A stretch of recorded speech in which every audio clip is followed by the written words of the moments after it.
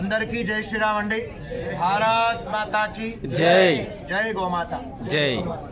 అద్భుతమైనటువంటి రోజు ఈరోజు, చరిత్రలో నిలిచిపోయే రోజు, భక్తులందరూ గుర్తుపెట్టుకునే రోజు, భగవంతుడు అద్భుతంగా అనుగ్రహించే రోజు. ఏమిటయ్యా రోజు అంటే మకర సంక్రాంతి, గోధూళి వేళ మన గోకుల రామకృష్ణాపురంలో మంచిర్యాల జిల్లా మందమర్రి మండలం సత్యం గంట మోగింది.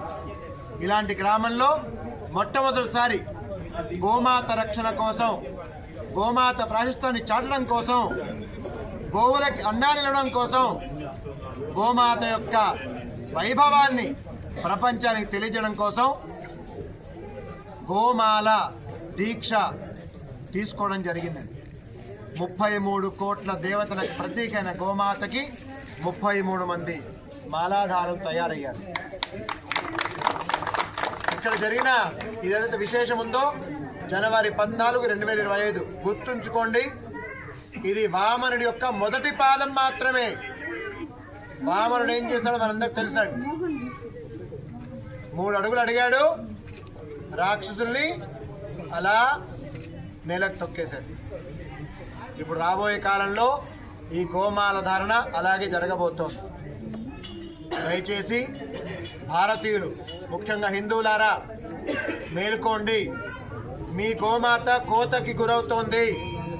శివరాత్రి వస్తే ఆవు పాలు కావాలి, మనకి ఇల్లు శుద్ధి చేయాలంటే గోమూత్రం కావాలి, యజ్ఞాలు యాగాలు చేయాలంటే, దేవతలు చేయాలంటే పంచగవ్య ప్రాశనం చేయాలి.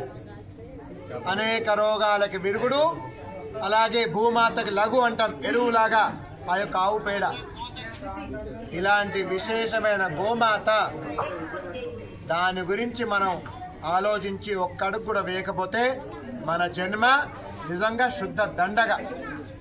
అలాంటి గోమాల ధారణకి ఈరోజు రామకృష్ణాపురం ఒక వేదికగా నిలిచింది. ఎందుకో చాలా అద్భుతంగా అనిపిస్తుంది.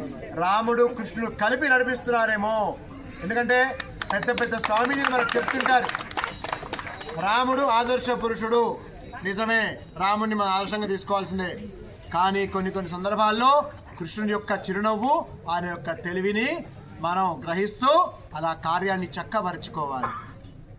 ఇలాంటి యొక్క రామకృష్ణాపురం పేరు సార్థకమయ్యే విధంగా వీళ్ళందరూ ఇక్కడ గోమాత మాలాధారణ చేశారు. ఈ గోమాలని మనందరం